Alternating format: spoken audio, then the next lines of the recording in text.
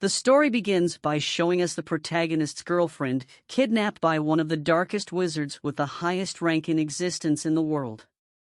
The girlfriend cries out for our protagonist to save her, but the protagonist's efforts are futile as he is unable to move. On the other hand, the dark wizard tells him that there's nothing he can do about it because there is a significant difference in the existence power they possess, a law established by God in this world and granted to people at birth. We see the dark wizard telling our protagonist not to make a futile effort to help his girlfriend. Then, there's a scene where the dark wizard kills the protagonist's girlfriend. Frustrated and unable to defend her, the love of his life dies before his eyes at the young age of 15. The scene then shifts to the events that occurred after the girlfriend's death. We see how our protagonist spends his life studying historical records, traveling to every region in the world, and challenging every dungeon rumored to contain an item capable of bringing his beloved back to life. 55 years of intense searching have passed, and we see how in his old age, our protagonist still hasn't found a way to bring his girlfriend back to life. The protagonist believes that despite defeating the dungeon boss, the severe injuries from his last fight wouldn't allow him to return to the surface. Our dying protagonist thinks that if only he had powerful allies who believed in him, none of this would have happened. He says that not a single day has passed without him thinking of her and that he regrets not being able to fulfill his promise to bring her back to life. But if life gave him one last chance, he wouldn't waste it and would face any challenge to keep his girlfriend alive. At the moment of the protagonist's death, in front of the altar where the dungeon's reward was placed, we see how the protagonist is transported to a field where his body has returned to his youth. At the top of the hill, a spirit awaits him, congratulating the protagonist for the long journey he has undertaken and asking how his life was on the other side. The spirit tells him that it has been a long time since it has met a human possessing the tear of God.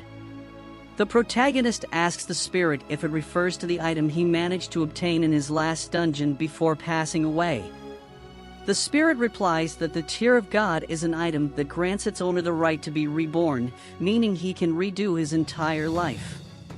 The spirit asks the protagonist if he needs some rest in this blessed field before starting anew. However, determined to save his girlfriend, the protagonist tells the spirit that it's not necessary and that he's ready to start again. The spirit responds, seeing the determination in his eyes to change his fate, but he must know that the Tear of God item is restricted so that in his new life, he can only live up to the age of 20 and that he has only one attempt to change his destiny. Our determined protagonist replies that if there is a way to save Hannah, he will take it without a second thought. After answering the question, the spirit enters our protagonist's soul to renew his life, but not before warning him that he will start his life from scratch, retaining only his memories, and that he will have to work hard to change his existence and defy his fate. We see how our protagonist is reborn in the body of a baby, ready to remake his entire life and change the destiny that awaits him. Join me in getting to know the story of this determined sorcerer who lost his entire life searching for a way to reunite with his beloved, and don't forget to subscribe to the channel to keep receiving the latest and most updated manga during this season. The scene takes us to the moment where, after being reborn in the body of a baby, our protagonist is surprised to see his parents again, looking much younger. The protagonist's mother has longer hair than when he first knew her, and his father hasn't grown his beard yet. He had truly been reborn into his old life and wouldn't waste a single second to change his fate in his second life. The protagonist tries to move in the baby's body without success, but an unknown message appears that seems to be visible only to our protagonist. The message is a chart of our protagonist's current statistics that allow him to see his current condition. The protagonist knew that this was only possible in regulated churches and that it was only possible to measure the level of existence. The scene takes us back to the field where he met the spirit, who, before being reborn in this second life, offered him a farewell gift. The spirit tells our protagonist that all humans are born with a gift, and this time, he would let our protagonist choose the gift he wanted to start this second life with.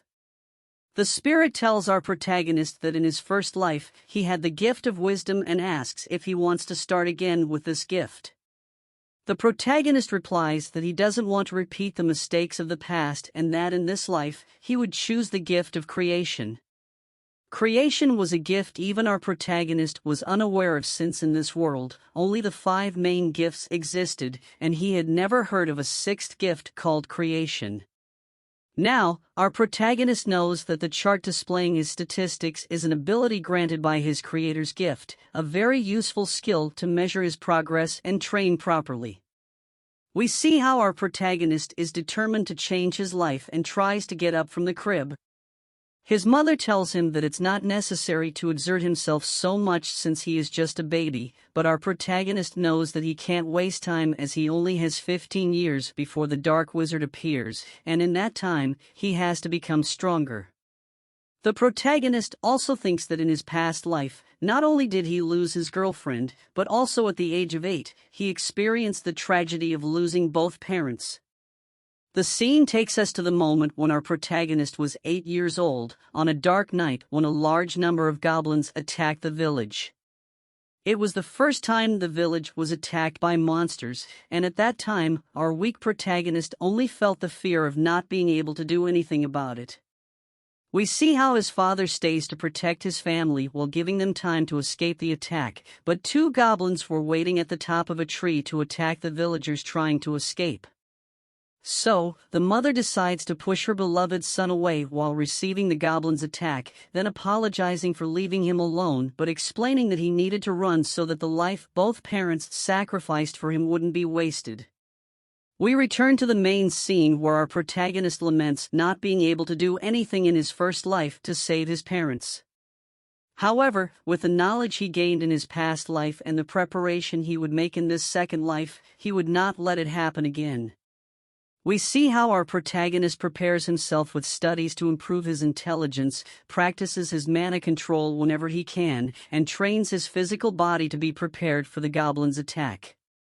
Finally, the day comes when our protagonist turns 8 years old, the same day when the goblins attacked the village and where he lost both parents.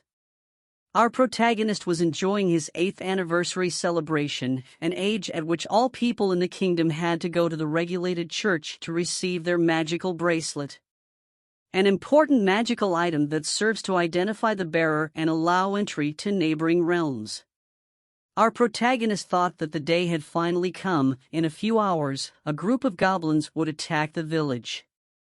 However, our protagonist had already made the physical and mental preparations to face the attack, so he wouldn't let the horrors he lived through in his past life repeat. It was time to protect the village. That night, our protagonist hides in the forest, waiting for the goblins to arrive to surprise them with an attack. He sees 3 goblins slowly approaching through the forest and focuses on staying calm for the battle. We see how the goblins detect our protagonist and rush to attack, but our protagonist knew he would be fine since he had the experience from his past life and the daily training he did for this moment. We see how the goblin is about to reach our protagonist, and he responds with a skill of explosive flames, ending the first goblin's life. The second and third goblins, confused, make a move, but our protagonist, calm upon seeing the strength difference between them, knows he can defeat them. He first dodges the second goblin's blow and then uses the explosive flame skill on its back, defeating it instantly. Then, we see how the third goblin managed to escape the fight to call and return with the main army, around 12 goblins. Our protagonist thought it was impossible to get rid of so many goblins at once with his current injuries. He couldn't believe that after all that preparation and training, he might not be able to change his fate. Remembering the past where he refused to live the same scene twice, he discovered that leveling up had unlocked a new creator skill. The protagonist pondered whether to use his new ability immediately, but with so many goblins around and not knowing what his new ability did, he decided to leave everything to fate. He cornered all the goblins in one place and used all his remaining mana to activate his new ability, Grave, creating a massive rift that swallowed the entire goblin army. The protagonist couldn't believe he had managed to defeat all the goblins that had killed the entire village in the past and had managed to change his life's fate. He had been able to save the entire village without them knowing, only to then experience immense pain in his chest. It was the growth sickness, a condition that occurred to adventurers after gaining several levels in a single battle, causing our protagonist to faint on the spot. The next day, we see it's already daytime, and our protagonist wakes up with a cold feeling on his face. It's a small slime offering water to our exhausted protagonist. He immediately thought something was wrong with this slime. Normally, they aren't an aggressive species, but they certainly don't approach humans so friendly either. After the battle, our protagonist thought about how peaceful the village he grew up in looked. Having already managed to prevent the tragic goblin attack, he felt it was time to leave to fulfill his promise of saving his beloved. But he was still too weak to keep his promise. That's why he decided to go to the city of Canadagris, a place where the third most famous dungeon in the kingdom was located, with the goal of conquering the last floor and increasing his level as quickly as possible. There were still 7 years until the Dark Wizard's arrival, so he decided to leave a farewell letter to his parents, indicating that he had something very important to do. He embarked on a month-long journey to reach the city of Canadagris, facing the beasts that inhabited the forest and collecting all the magic stones that would be useful for exchanging for money. During the journey, our protagonist's slime companion found a comfortable spot to spend the night. They built a fire to ward off the cold and decided to cook wolf meat for dinner. As our protagonist thought about how strong he had become and how the forest beasts were no longer a match for him, he heard a noise behind a rock. He saw a figure so fast that he couldn't keep up with his eyes, so he thought it was a thief trying to steal all the magic stones they had accumulated. After some time, our protagonist's eyes adapted to the speed, allowing him to see the silhouette of a person. It was a beast man who introduced herself as Agika. She told our protagonist that she was on an important journey while asking if he was going to eat the skewers while fighting the slime over the food. The next day, our protagonist asked her why she was following him. Agika replied that she was also heading to the city of Kinistogris and couldn't let a young child go alone. Our protagonist retorted that she was a child too, but Agika informed him that beastmen aged more slowly and she was already an adult warrior. With a plan in mind, our protagonist told her that it was fine for her to accompany him on his journey. Soon after, they arrived at the bustling city of Canadagris, just a few minutes' walk away. At the entrance, they paid their tax and had their magic bracelets analyzed to confirm they weren't criminals.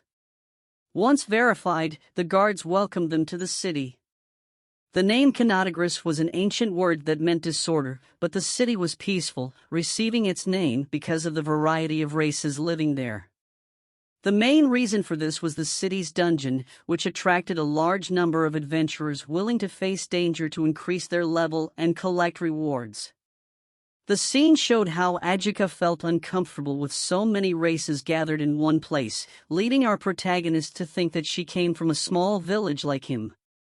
He remembered feeling overwhelmed the first time he was in a big city too. Initially, Agika found it odd that our protagonist wasn't overwhelmed since it was also his first time in a large city. However, our protagonist decided to change the subject and told Agika that the first place he wanted to go was the Adventurers Guild. The Adventurers Guild was a place where one could request missions with rewards, seek rank advancements, and exchange magic stones or items for money. Once at the guild, our protagonist approached the receptionist to exchange all the magic stones he had collected on his way to the city. The receptionist told our protagonist to leave, as it wasn't a place for a child, while the protagonist dropped a bag full of magic stones.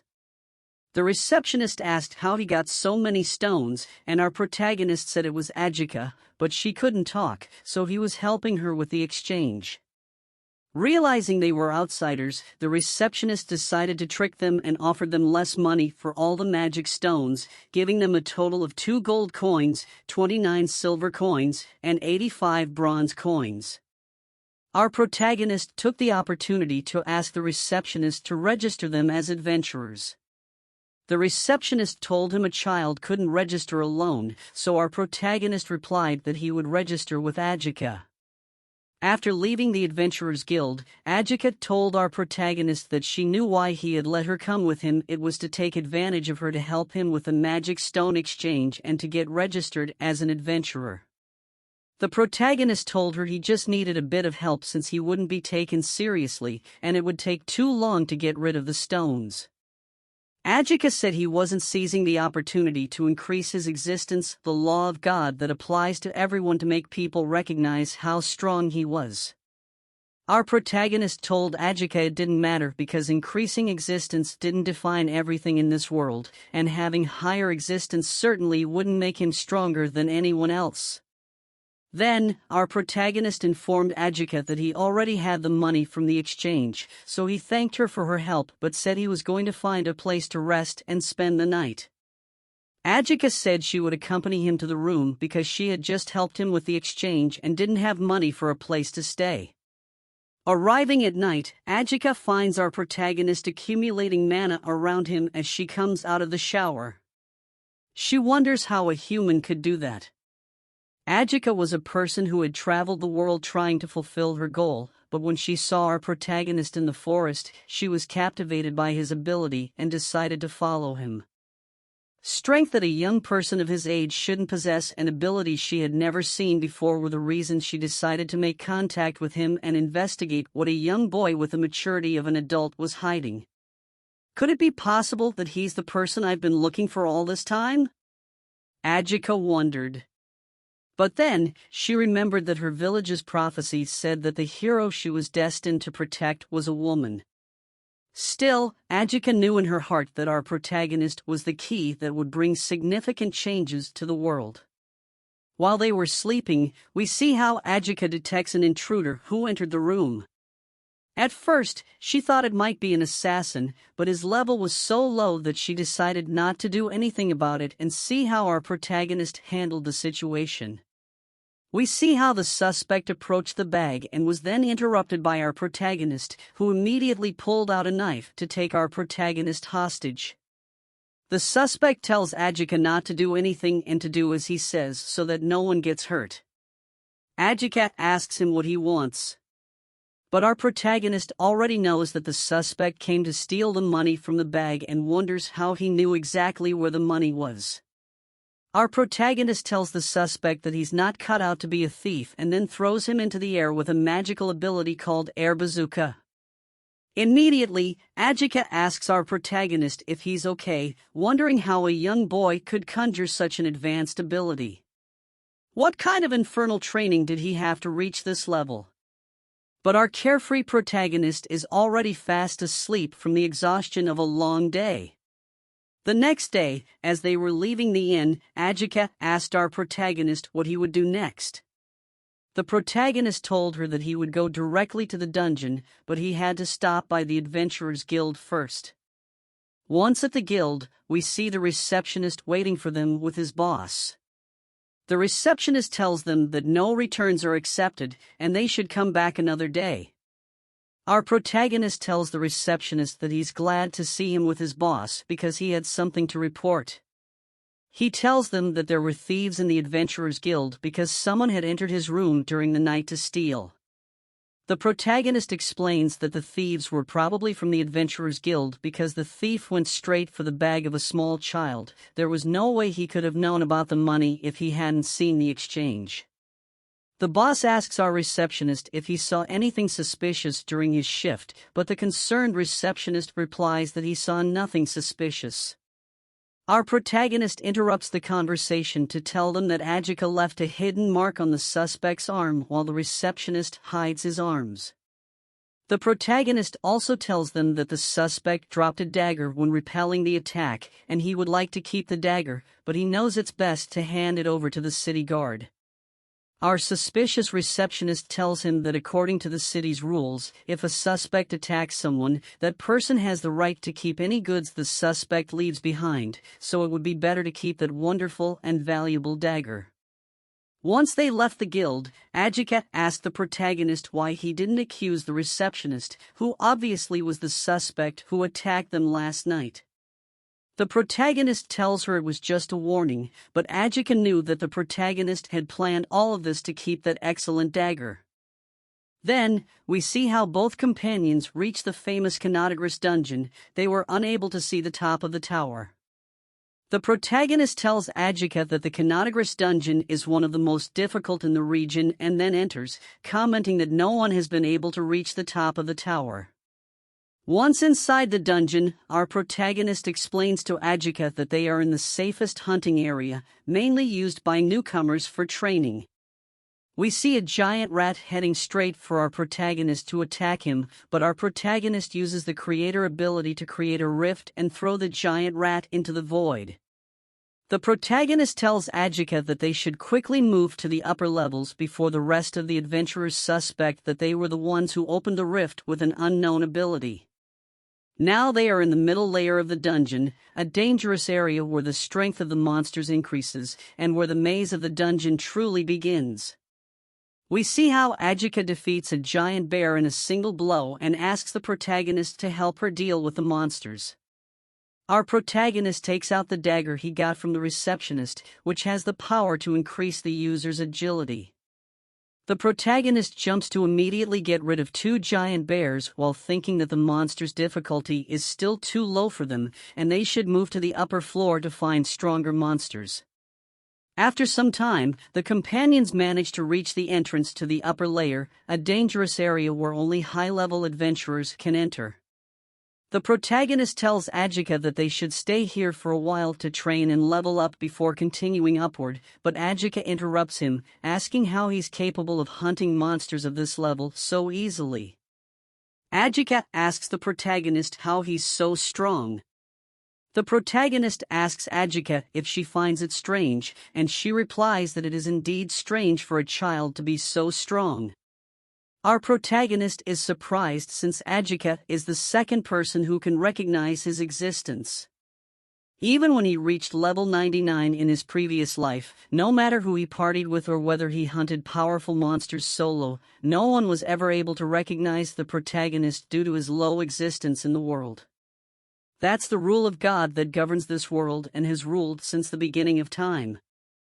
After a few days of hunting and leveling up, our protagonist tells Agika that it's time to continue ascending past the 50th floor.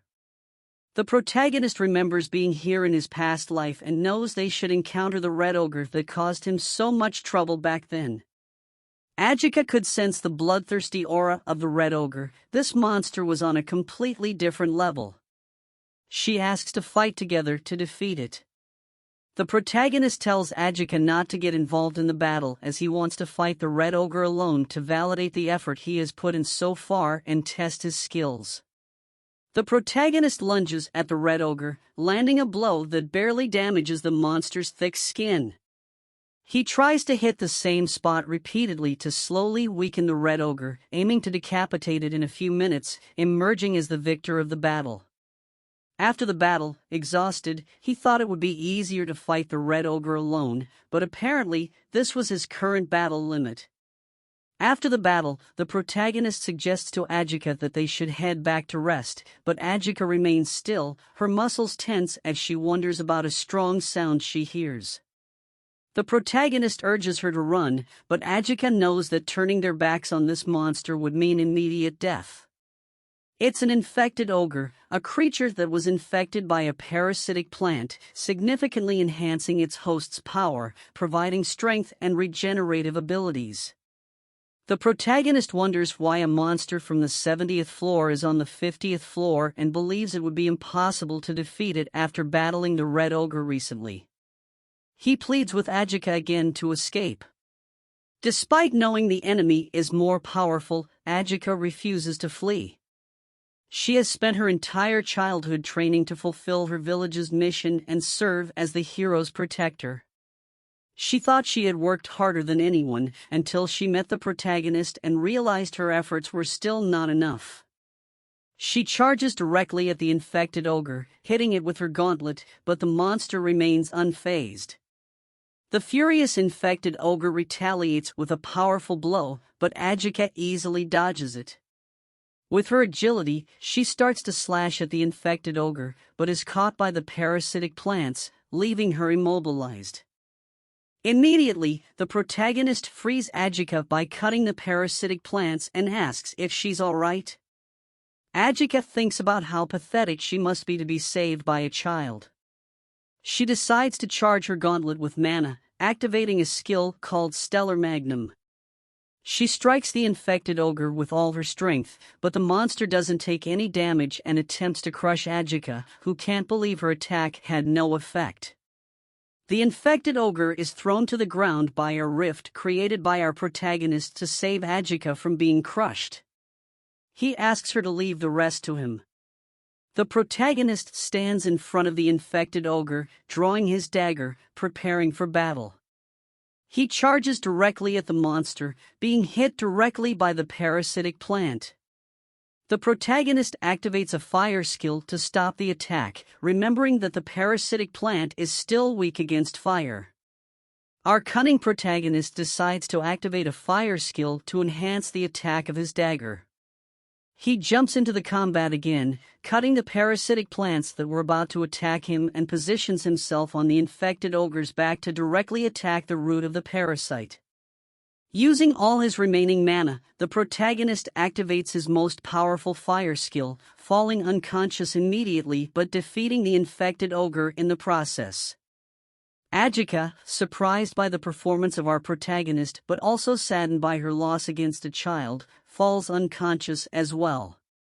After a few hours, both companions wake up to find themselves outside the dungeon. It was the slime who dragged them out of the dungeon to protect them while they rested. The protagonist thanks the slime and asks Agika how she feels, but Agika, feeling dejected, tells the young man she will return to the room first. Our protagonist never thought that Agika was the owner of an artifact, a divine weapon of which only a few existed in the world. The mystical gauntlet called Stellar, of which its owner was supposed to die in approximately 7 years. The only person who meets the criteria of having a divine artifact and belonging to the squirrel race was the 5th most wanted person by the church, Agika, the enemy declared by the Holy Church.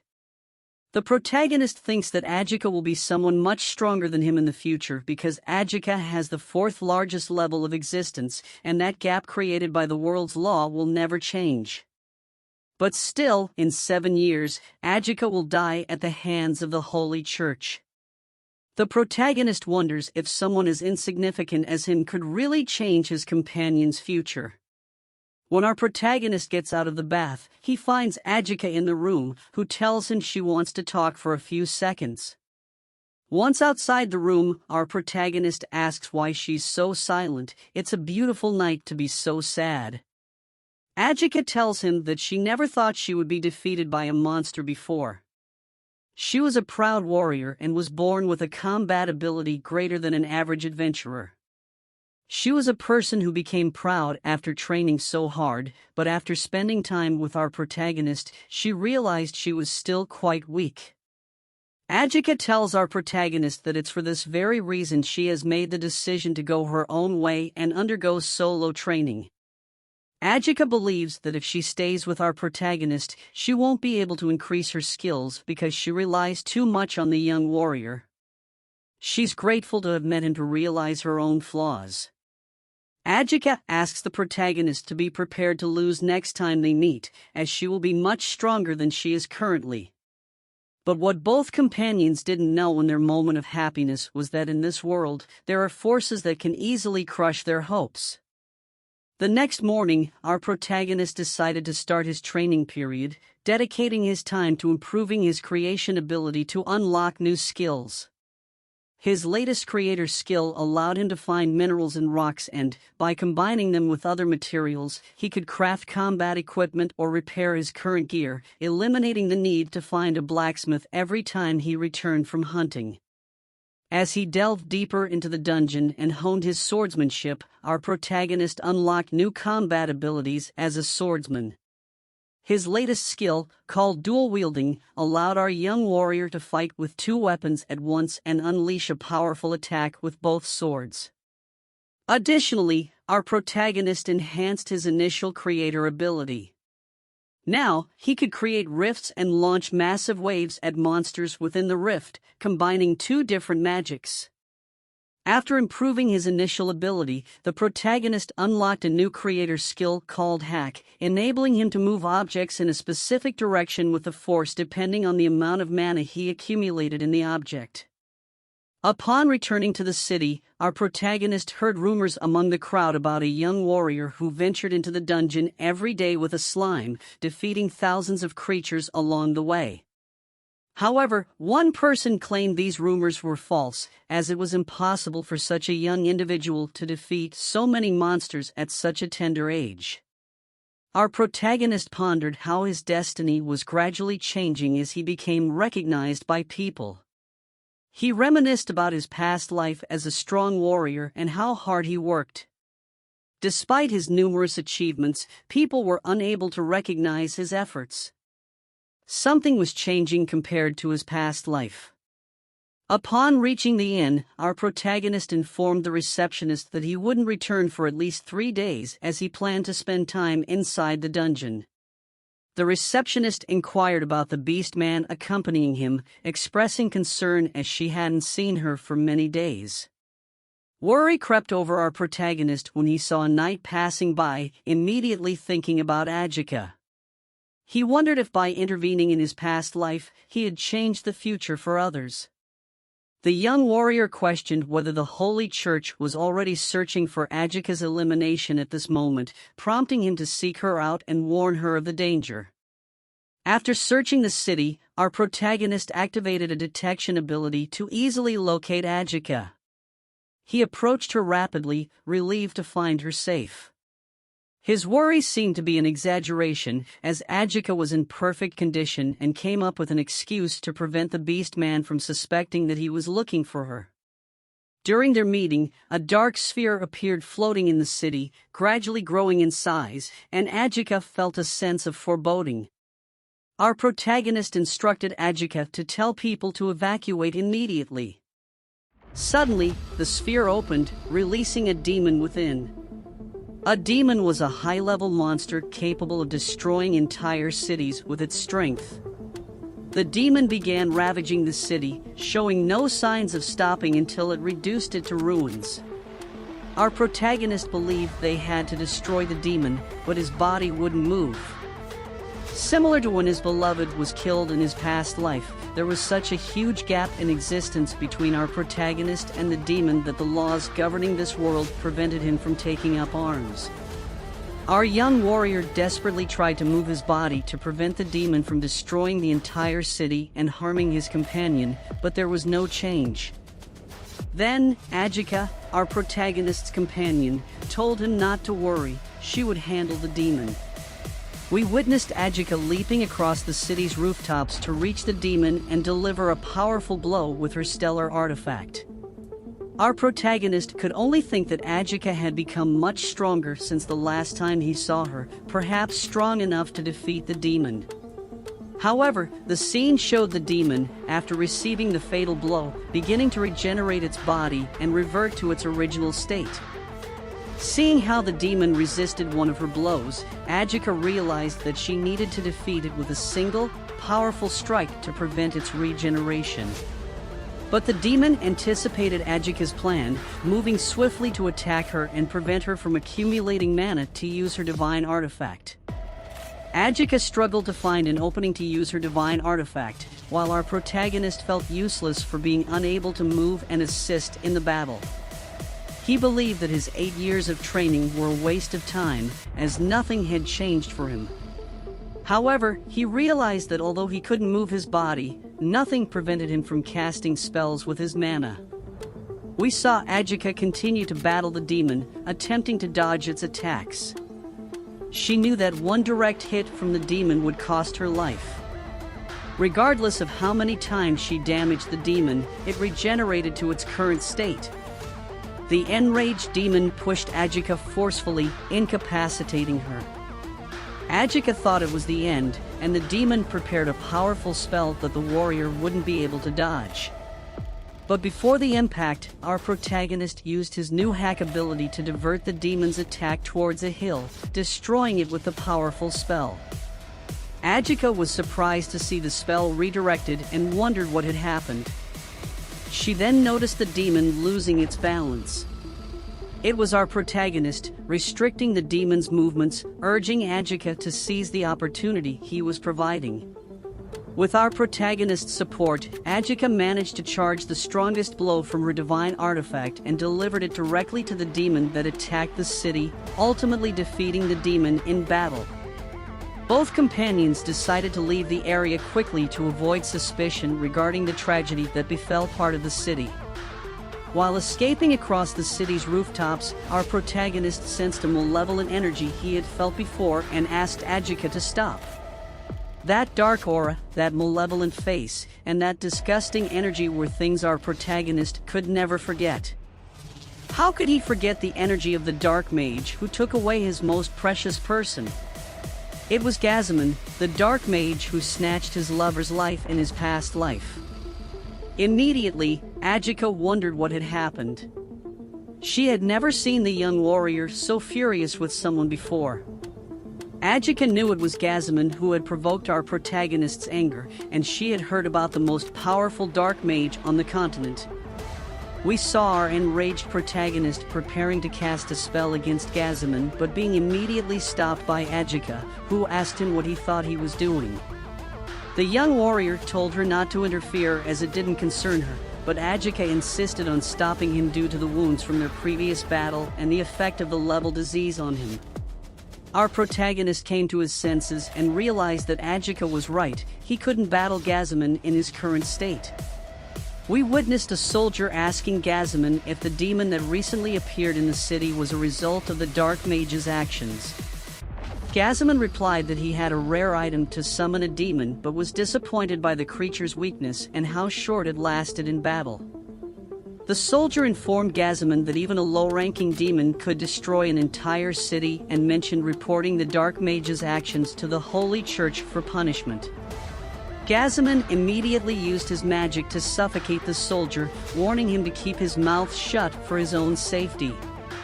Gazimin threw the soldier to the ground, ending his life instantly, before leaving in his carriage with the rest of the soldiers. Before departing, Gazimin complained about not being able to find the person he was looking for. However, as he was about to leave, he sensed the energy of both companions watching the entire situation. Gazimin immediately knew it was Agika, the terror and the sixth most wanted person by the Holy Church. The mage was certain she must have been the one who defeated the demon he recently summoned. Initially, he considered getting rid of Agika, as she would be an excellent experimental subject. However, he hesitated, recalling that the Holy Church had not yet issued an official order for her capture, and taking action might lead to the revocation of all the supplies the Church provided for his research. The dark mage Gazimin decided to retreat to avoid problems with the Holy See, while Agika only thought about how close she had come to being killed if she had moved even slightly. Meanwhile, our protagonist was overwhelmed by Gazimin's power, wondering how he could have believed he could defeat that monster when he couldn't even move. Immediately, our protagonist recovered from his frustration, realizing he still had a long way to go to fulfill his revenge against the dark mage.